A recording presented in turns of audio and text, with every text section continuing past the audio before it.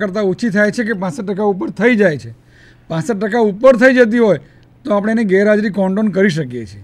પણ 65% કરતાં ઓછી હોય અને એને તમારી સ્કૂલની FA1, FA2, FA3, FA4 exam પણ ન આપી હોય એટલે એ વિદ્યાર્થીને અગાઉ સૂચના આપી એ મુજબ ઓપન સ્કૂલના ખાનગી વિદ્યાર્થી તરીકે આપણે કન્વર્ટ કરવાના છીએ. એટલે તમારે એના માટે હોલ ટિકિટની સાથે જે પરિપત્ર આવશે એ પરિપત્રમાં 6 નામનું એક પરિશિષ્ટ છે. એ પરિશિષ્ટમાં એની વિગતો ભરીને બોર્ડને મોકલી આપવાની. એટલે અમે એ વિદ્યાર્થીને બોર્ડની પરીક્ષા આપવા દઈશું, એમાંથી એને રોકીએ નહીં, પણ એને ઓપન સ્કૂલના વિદ્યાર્થી તરીકે ટ્રીટ કરીને ખાનગી વિદ્યાર્થીને જેવી માર્કશીટ અપાય એવી ને માર્કશીટ આપીશું. અને એના કારણે તમારી સ્કૂલના જે રેગ્યુલર વિદ્યાર્થીની સંખ્યા જેટલી હશે એમાં એટલી સંખ્યા ઓછી થશે અને તમારું જે પરિણામ કેટલા ટકા સ્કૂલનું આવ્યું એની ગણતરીમાં આની અસર નહીં થાય.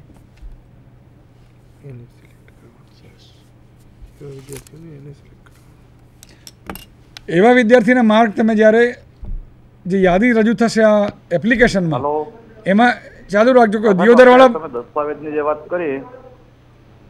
હલો, હા બોલો. હા સાહેબ, દસ્તાવેજ વિશેની જે વાત કરી, દસ્તાવેજમાં કઈ કઈ વસ્તુ વાંચવાની શાળાએ એનું આંતરિક મૂલ્યાંકન કરતી વખતે પ્રશ્નપત્ર કાઢ્યું હોય, વિદ્યાર્થીની ઉત્તરવહી હોય, વિદ્યાર્થીને કોઈ પ્રોજેક્ટ બનાવવા આપ્યો હોય, વિદ્યાર્થીને કોઈ સમયપત્રક આપ્યો કે આ તારીખે ચર્ચા સભા રાખી છે, આ તારીખે વક્તૃત્વ સ્પર્ધા રાખી છે, એ બધી વિગતો તમારી ફાઇલમાં હોવી જોઈએ. જ્યારે કોઈ પણ અધિકારી ચેક કરવા આવે તો તમે બતાવી શકો કે અમે ખરેખર આ મૂલ્યાંકન કર્યું છે અને અમે કાલ્પનિક રીતે ગુણ નથી લખ્યા. એ વાતની પ્રતીતિ થાય તેના માટે પૂરતા કાગળો તમારે રાખવાના છે. ગત વર્ષે આપણા 21/12 પરિપત્રમાં માધ્યમિક શિક્ષણ અને પરીક્ષણમાં પ્રસિદ્ધ થયેલા પરિપત્રમાં બહુ સ્પષ્ટ છે અને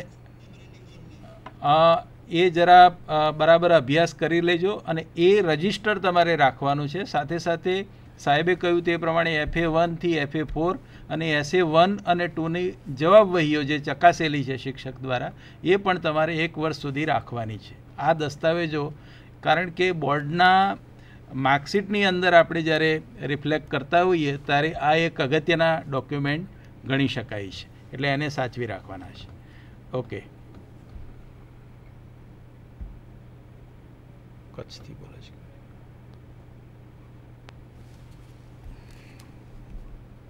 જેતપુર વાળા ને જેતપુર. હા સર, કચ્છથી બોલું છું. હા જી.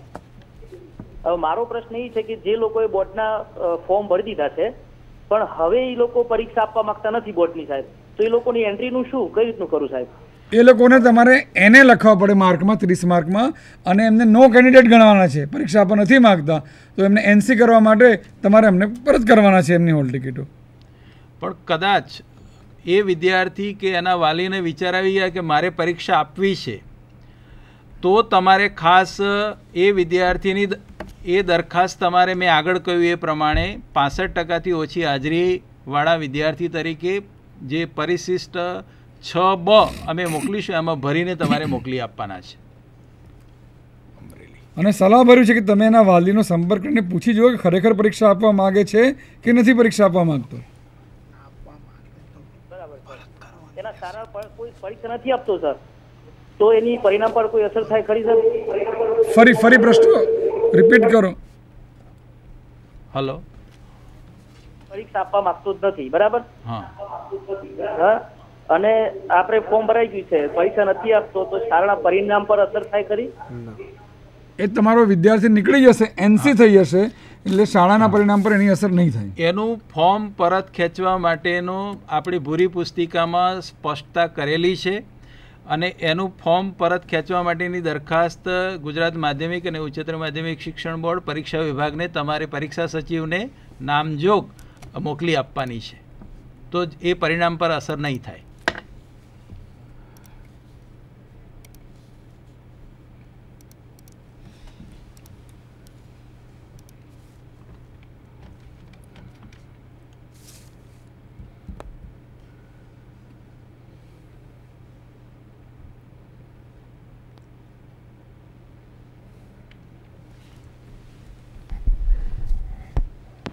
ઓકે, હા નમસ્કાર સર. હા નમસ્કાર. હવે આપણે જે સમગ્ર વસ્તુ તો સમજાઈ ગઈ, બરાબર? હવે એક પ્રશ્ન છે કે આપણે લોગિન ફર્સ્ટ કરશું એ આપણને જે આપણે આવેદન પત્ર ભર્યા, બોલો. લોગિન કરશું તમે લોગિન કર્યું પછી આગળ બોલો. હા, પછી આપણે પાસવર્ડ રીસેટ કરવો સર જરૂરી છે? પાસવર્ડ રીસેટ કરવો જરૂરી નથી. આ પાસવર્ડની અવધિ 24 કલાકની જ છે. એટલે 24 કલાકમાં જો તમે પાસવર્ડ રીસેટ ના કરો તો એ પાસવર્ડ રીસેટના પેજ ઉપર તમને સોફ્ટવેર પોતે જ લઈ જશે. એટલે 24 કલાક પછી જો કોઈ એન્ટ્રી કરશો તો એને રીસેટ કરીને પાસવર્ડ આપના મોબાઈલ પર આવશે. એટલે આ દરેક વખતે જ્યારે તમે નવી એન્ટ્રી કરો છો, ફરીવાર લોગિન કરો છો, ત્યારે તમને એક ફ્રેશ પાસવર્ડ મળે છે. આનાથી તમે એન્ટર કરેલા માર્ક્સની સિક્યોરિટી જળવાય છે. હલો, સુરતના ભાઈ બોલો. સુરત ઓનલાઈન આવે. કાપી નાખ. સુરતથી બોલો. હું તારક દેસાઈ બોલું છું સુરતથી. હલો, હવે આઈટીઆઈમાં જે સોફ્ટવેર ચાલે છે એમાં ઓલરેડી ડેટાબેઝ આપણી પાસે તૈયાર હોય છે અને એને ડાયરેક્ટ વેબસાઇટ પર અપલોડ કરવામાં આવે છે. તો તમારું જે બનાવ્યું છે તમે પેલું સ્ટુડન્ટ ડેટા લિંક, તો એ પ્રમાણે અમે એક્સેલમાં બનાવી દઈએ અને ડાયરેક્ટ અપલોડ કરી શકાય વેબસાઇટ પર? ના, ડાયરેક્ટ અપલોડ કરવાની કોઈ જોગવાઈ એમાં નથી રાખી.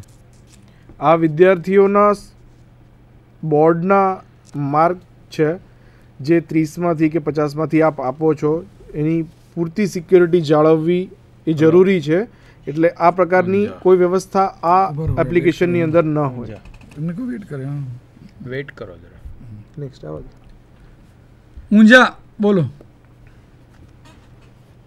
ઊંઝા ઓનલાઈન આવે.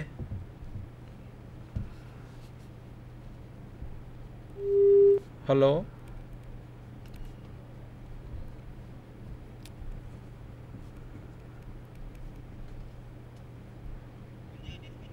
ડિસ્કનેક્ટ. ઓકે, બીજા ડિસ્કનેક્ટ થઈ ગયા છે.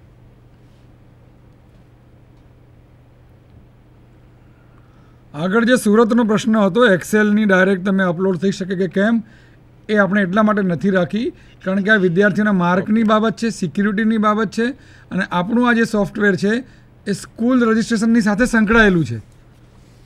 ગુણોત્સવનું જે તમે ડાયરેક્ટ અપલોડ કરવાની વાત છે એ સોફ્ટવેર આખા અલગ સર્વર પર ચાલે છે અને એની આખી અલગ જુદી એપ્લિકેશન છે. સાબરમતી બોલે. સાબરમતીનો શું છે પ્રશ્ન? સાબરમતી. હા, મારો પ્રશ્ન છે સર. હલો, બોલો બોલો બોલો. હા, કે આપણે ઇન્ટરનલ માર્ક્સમાં ધારો કે અમે 30માંથી 29 કોઈ વિષયમાં મૂક્યા હોય, બરાબર, અને પરીક્ષામાં જો વિદ્યાર્થી 100 માર્કની પરીક્ષામાં 99 લાવે એટલે એના 70% જો કાઢીએ 69.3 થાય અને એમાં 29 માર્ક ઉમેરીએ તો 98.3 થાય. એટલે બોર્ડ 98.3 એટલે 99 મૂકે છે કે બોર્ડ 98 મૂકે છે? 98 મૂકે છે. 98 મૂકે છે. 0.5 થી ઉપર હોય તો એને રાઉન્ડ ઓફ કરીને 100 થાય. બોર્ડ 98 મૂકે છે. જામનગર ઓનલાઈન આવે. વિદ્યાર્થીને એટલે કે નુકસાન થાય એમાં જવાબ આપો તો ને યાર મારે શેનું નુકસાન?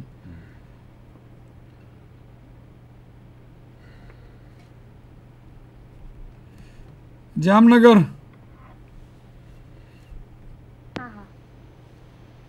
હલો, હેલો, નમસ્તે બેન બોલો. હા નમસ્કાર સર. હવે મારે ઇન્ટરનલ માર્ક્સ માટેનો પ્રશ્ન પૂછવાનો છે. બોલો. કે ગયા વર્ષે અહીંથી એફએ ના માર્ક્સ એન્ટર કરીને મોકલેલા બોર્ડને, તો વિદ્યાર્થીનીને એમાં 0 માર્ક્સ આવ્યા અને એને પૂરક પરીક્ષામાં નામ આવ્યું યાદીમાં. અને પૂરક પરીક્ષા આપવા માટે વિદ્યાર્થીને મોકલવી પડી એટલે રિઝલ્ટ પર અમારા અસર થઈ એની. તો એનો શું ઉપાય છે? એટલે એ 0 આવવાનું કારણ તમે શોધ્યું હોય તો તમને મળી આવે કારણ શું હતું. OMR શીટ ભરવામાં ભૂલ થઈ હતી, OMR શીટ બોર્ડ સુધી પહોંચી નહોતી, પણ એવી બધી ભૂલો ન થાય એટલા માટે જ આપણે આ વખતે ઓનલાઈન રાખ્યું છે. એટલે ઓનલાઈનમાં આવી બધી ક્ષતિઓ નિવારી શકાશે. છોટાઉદેપુર ઓનલાઈન આવે. 0નો કેસ હતો કોઈ? છોટાઉદેપુર. હેલો સર, નમસ્કાર. હા નમસ્કાર. નમસ્કાર સર. હા હા સર, આ એસપી જે આપણે હમણાં જે માર્કિંગ કરવાનું છે એમાં અમારી સ્કૂલમાં 2 વિદ્યાર્થી એવા છે જે રેગ્યુલર છે હા અને 65% વધારે એમની હાજરી છે, હા પરંતુ SA2 આપ્યું નથી. ફરી લઈ લો. અને એક બીજો પ્રશ્ન એવો છે સર કે આ જે રિપીટરનું જે માર્કિંગ કરવાનું છે એનો ડેમો સર જરાક બતાવશો તો આપનો આભાર. આપણે પરિપત્રમાં બહુ રિપીટર વિદ્યાર્થી માટે. પેલા જવાબ બોલો. હલો તમારા નહીં, રેગ્યુલર વિદ્યાર્થીની તમે જે વાત કરી FA2 માં હાજર નથી એ. ના SA2 SA2 તો હમણાં જ થઈ હશે ને તાજેતરમાં. ના લેવાય એનું જે મૂલ્યાંકન એનું જે મૂલ્યાંકન 30 માંથી થતું હોય તમારે આપવાનું રહે બાકીના આધારે. FA1, FA2, SA1, FA3 અને FA4 ના આધારે જે મૂલ્યાંકન થતું હોય એ તમારે આપવાનું હોય. એને ફક્ત 5 માર્કનો જ લોસ થયો, બાકીના 25 માંથી જે આવતા હોય એ તમારે ના આપવા પડે.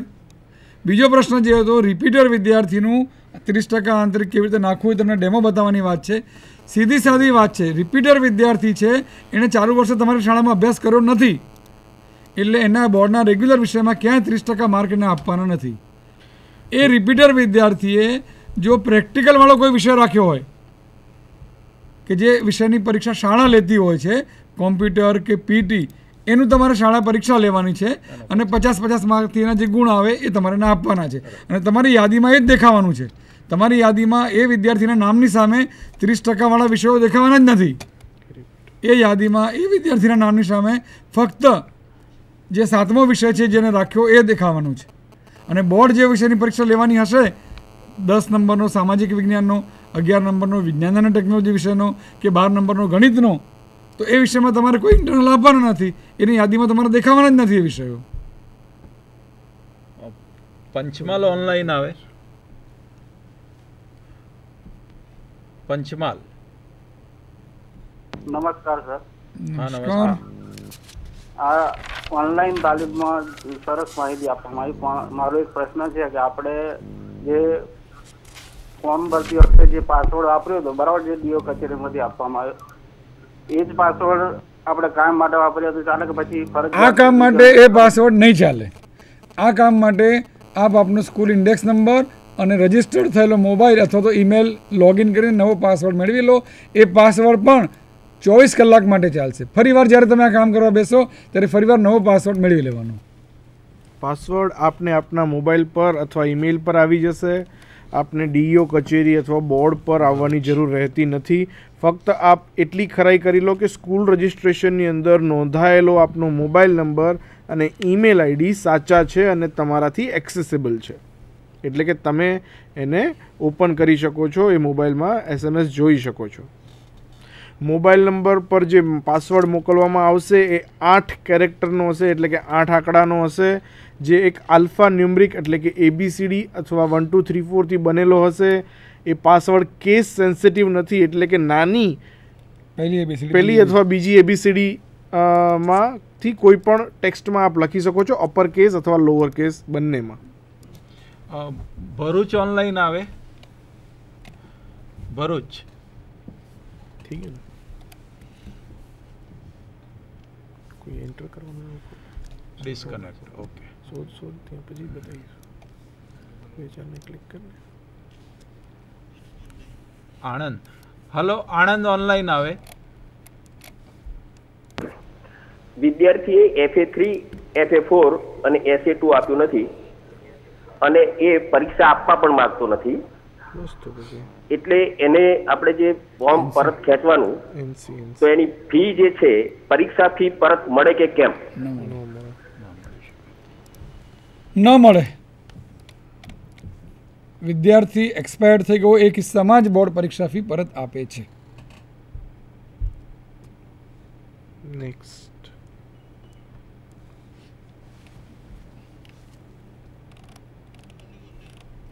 હા. અરવલ્લી ઓનલાઈન આવે. કયું ગામ છે અરવલ્લી? હલો. હેલો. હા. હેલો, નમસ્કાર. હા નમસ્કાર, બોલો. હા સાહેબ, હવે એક વિદ્યાર્થીની છે અમારે SA2 ની પરીક્ષા આપેલી નથી, તો એના માર્ક SA2 ના કઈ રીતે મૂકવા અમારે? આપણે પરિપત્રમાં બહુ સ્પષ્ટ લખેલું છે કે SA1 અને SA2ની પુનઃ પરીક્ષા આપણે લેતા નથી. જેટલા FA1, FA2, FA3, FA4ના જે ગુણ મળેલા હોય અને SA1ના હોય એનો જે સરવાળો થતો હોય એ ટોટલ તમારે 30માંથી આપી શકો છો.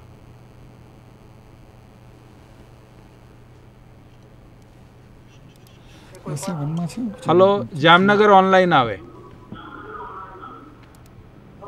હા, પ્રશ્ન એ છે કે બોર્ડે જે અત્યારે વાત કરી કે 65% ઓછી હાજરી હોય. હા, હલો, હા, બોલો બોલો. હાજી સાહેબ, 65% ઓછી હાજરી હોય હા, તો બોર્ડ વિદ્યાર્થીને ઓપન સ્કૂલમાંથી એક્ઝામ આપવા માટે મંજૂરી આપે છે, તો આની અસર હોશિયાર વિદ્યાર્થીને પણ એ રીતે થાય છે કે વિદ્યાર્થી શાળાએ આવતા બંધ થઈ જાય છે, કારણ કે કન્વર્ટ ઓટોમેટિક ઓપન વિદ્યાર્થી તરીકે થઈ શકે છે. તો શાળાએ આવતા બંધ થઈ જાય છે વિદ્યાર્થીને, એની અસર શાળાના રિઝલ્ટ ઉપર આપોઆપ થાય છે, તો એના માટે શું કરવું? હા, આમાં ખાસ કિસ્સામાં જ આપણે કન્સિડર કરીશું. 65%થી ઓછી હાજરી હોય તો એની યોગ્યતા તમારે ચકાસવાની છે અને ત્યાર પછી તમારે પત્રક જે અમે હોલ ટિકિટ સાથે આપીશું એમાં 6B તમારે મોકલવાનું છે. આમાં પરિણામ ઉપર અસર થવાનો પ્રશ્ન નથી, કારણ કે એ વિદ્યાર્થી નિયમિત વિદ્યાર્થી હવે રહેતો નથી, એ આપોઆપ ઓપન સ્કૂલનો વિદ્યાર્થી બની જાય છે. એટલે તમારે પરિણામ ઉપર આ તમારે જે બોર્ડને દરખાસ્ત કરી છે બધા આધારો રાખવાના છે અને એ આપોઆપ વિદ્યાર્થી રેગ્યુલર વિદ્યાર્થીમાંથી ડિલીટ થતાં એ ઓપન સ્કૂલ વિદ્યાર્થી તરીકે દરખાસ્ત પણ તમારા મારફતે જ બોર્ડને આવવાની છે. એટલે તમે વિવેકપૂર્ણ રીતે દરખાસ્ત બોર્ડને મોકલી આપો અને પાછલા વર્ષના અનુભવો જોતા તમે જે ભય વ્યક્ત કર્યો કે હોશિયાર વિદ્યાર્થીઓ શાળા છોડીને ઓપન સ્કૂલમાં જતા રહેશે, એ ભય અત્યારે હાલ તો અસ્થાને જણાય છે. હવે બરોડા ઓનલાઈન આવે. બરોડા ઓનલાઈન. વડોદરા જિલ્લાના ડભોઈ તાલુકાના મંડલ હાઈસ્કૂલમાંથી બોલું છું. હા, બોલો. હા, બાયસેકનો પ્રોગ્રામ અમે જોઈએ જ છે, પણ વચ્ચે તમે જે પેલું બતાવ્યું ને રિપીટર વિદ્યાર્થી રેગ્યુલર વિદ્યાર્થીનું ફોર્મ ભરવાનું, એ વખતે અમારી કનેક્ટિવિટી છૂટી ગયેલી, તો જરી ઝડપથી એકવાર ફોર્મ ભરવાનું બતાવો તો વધારે સારું. અને બીજો પ્રશ્ન છે કે અમારો એક વિદ્યાર્થી ઉત્તરાયણ ઉપર એક્સપાયર થઈ ગયો છે અકસ્માતમાં, તો એના ફોર્મનું શું કરવું? એ આગળ કહ્યું એ પ્રમાણે NC કરવા માટે દરખાસ્ત મોકલી આપો વડોદરા કચેરી ખાતે. તો અમે એનું ઉમેદવારી પત્ર રદ કરી શકીએ અને મરણ પામ્યો છે એ સંજોગોમાં એના પરીક્ષા ફી પણ એને પરત